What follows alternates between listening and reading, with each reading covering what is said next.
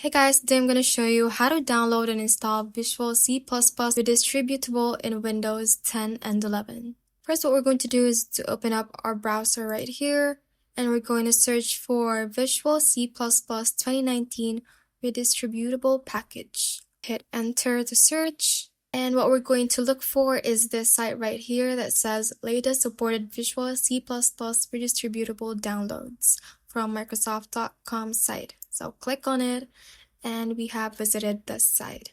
Let's scroll down a bit until we find this table right here. And we have to choose the right link from this table, and to find out if we are x64 or we have a 64-bit computer.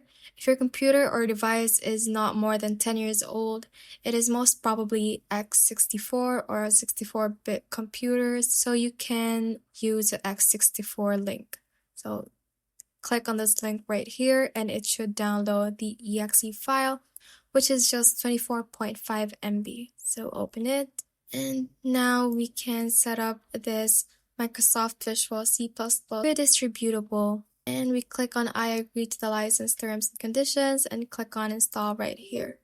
Click on yes, and it will now progress the setup, and we have to wait for it to be installed in our computer. And once the setup is successful, you must restart your computer before you can use the software. So you have to do that. Just click on restart right here. And once you have restarted your computer, you can now then try to install what software you wanted to install, and you shouldn't get that same error again. And that is how you can basically download and install Visual C++ Redistributable in Windows 10 and 11.